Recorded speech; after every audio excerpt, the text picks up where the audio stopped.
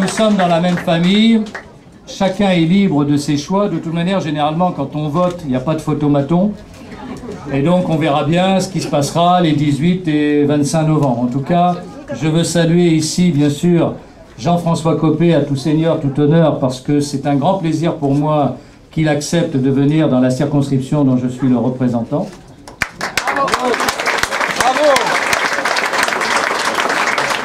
Je le dis parce qu'il a été mon président de groupe à l'Assemblée nationale, un excellent président de groupe à l'Assemblée nationale, qui nous a permis de travailler, qui nous a permis de faire beaucoup de choses pour soutenir le gouvernement, et même lorsque celui-ci était un petit peu hésitant, de lui rappeler la fermeté nécessaire qui était celle de nos engagements de 2007. Je veux témoigner aussi ma sympathie à l'homme qui a dû me supporter lorsqu'il y avait parfois un peu de tangage avec les ministres de l'ouverture. Voilà, donc je sais qu'avec M. Hirsch, j'ai eu quelques problèmes. Voilà. Et donc, bon, j'apprécie le soutien qui a été le sien. Michel Tabarot, notre secrétaire départemental.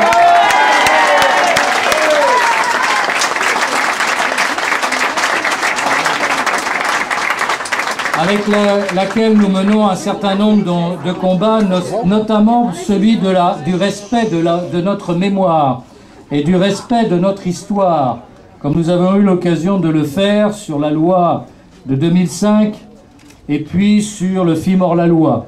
Et donc, quels qu'aient été nos parcours différents, puisque moi, je suis courant gaulliste, et puis il paraît que Michel est d'un courant anti-gaulliste, si je dis...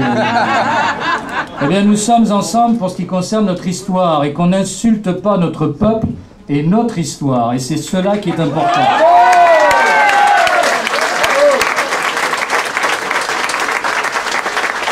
Je salue mon collègue du Var, bon c'est un étranger, tant pis, mais Philippe Vittel, vice-président du Conseil général du Var. Je salue bien sûr Mény, ton prénom, Michel Mény, j'ai un trou d'un coup. Bah oui, mais je suis plus à la circonscription, j'ai déjà oublié. Michel Mény, maire de la Gaute, que je salue et que je remercie d'être là.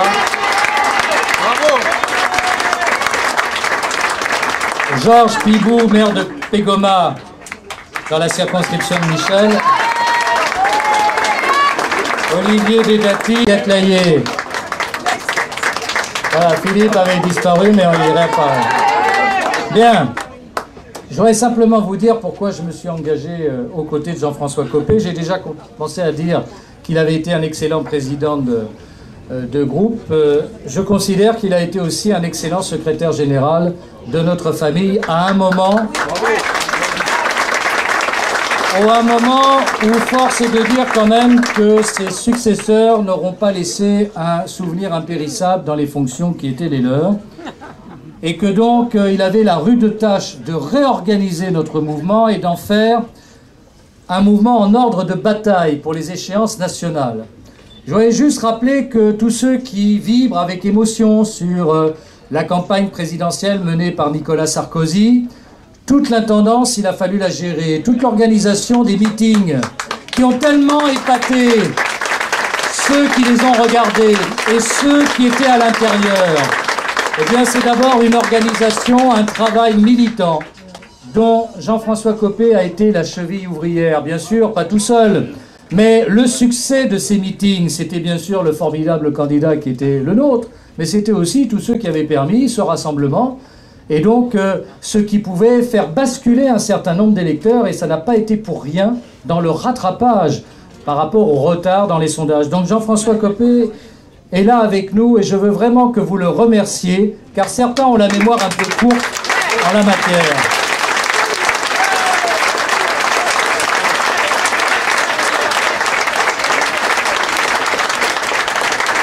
Et un peu de mémoire sur ce qu'on doit à ceux qui ont travaillé, ça me paraît pas mal, dans ce qui est aussi un élément de décision.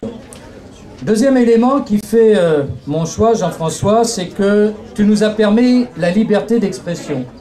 Ça n'était jamais arrivé dans les mouvements auxquels j'ai appartenu. Et paraît-il, parce que c'est facile, je serai le troublion, je serai le type qui dérange. Non, pas du tout. J'exprime mon opinion qui est souvent celle de bon nombre de nos militants ou électeurs. Et Jean-François a permis que ces idées s'expriment, qu'elles ne soient pas laissées de côté comme si elles étaient pas dignes du débat porté par d'autres.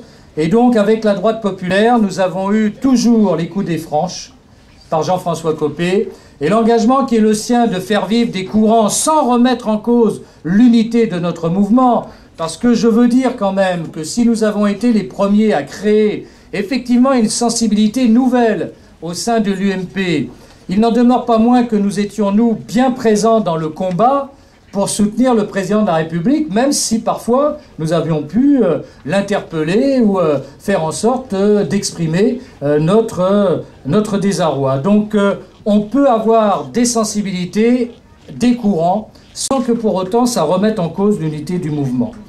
Je choisis Jean-François Copé parce que je pense qu'entre 2012 et 2015, c'est pas simplement d'un rassembleur que nous avons besoin, et il l'est naturellement par les fonctions qu'il incarne déjà. Je lis qu'il faudrait un rassembleur, que ça rassure notamment quelques notables en particulier. C'est pas d'être rassembleur dont on a besoin, c'est d'être combatif. Et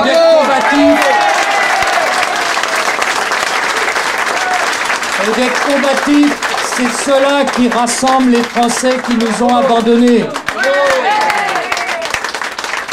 Et qui peut mieux que Jean-François symboliser cet esprit combatif qui est le sien? Sur les plateaux de télévision, la différence, elle est toujours faite lorsqu'il est là par rapport à d'autres qui viennent. On sait très bien les choses qui sont clairement exprimées et qui le sont sans concession, avec une gauche arrogante, une gauche dominatrice sur laquelle il faut être costaud pour subir les assauts qui sont les siens, souvent relayés d'ailleurs médiatiquement parlant, même si ça n'est pas aussi net que ça l'a été à une certaine époque, donc il faut quelqu'un de combatif. Ce que j'apprécie également en Jean-François Copé, c'est une ligne politique claire.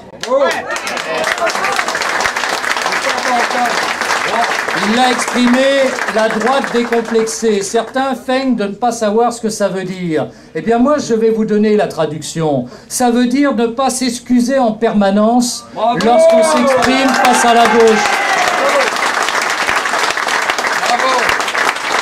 Ça veut dire aussi ne pas s'aligner sur des positions politiques qui sont l'inverse de ce que nous défendons comme conviction. Et j'aimerais bien d'ailleurs, pour la clarté, pour tous, c'est que chacun des candidats nous dise par exemple, lorsque se reproduira le cas que nous avons déjà vécu, hélas, d'un duel entre le Parti socialiste et le Front national, ça sera quoi leur position? Car souvent nous avons trop entendu, alors que Jean-François avait défini une position adoptée par l'ensemble du bureau politique, des voix s'élever pour dire « Ah non, c'est le Parti socialiste qui a les vraies valeurs, c'est... » Je vous le dis, et ceux qui font le choix ici, dans ce département, de l'ambiguïté, devront en rendre compte à leurs électeurs aussi. Bravo! Bravo! Nous ne sommes pas là pour faire l'échelle au Parti socialiste. La force de Jean-François Copé, c'est de permettre, par ses positions claires, de ne pas ouvrir un boulevard à des formations dans lesquelles nous ne nous reconnaissons pas, que nous combattons de manière rationnelle et non pas par incantation, mais pour faire en sorte, effectivement, comme l'avait dit Nicolas Sarkozy, quand la droite est la droite, il n'y a pas d'extrême droite. Bravo!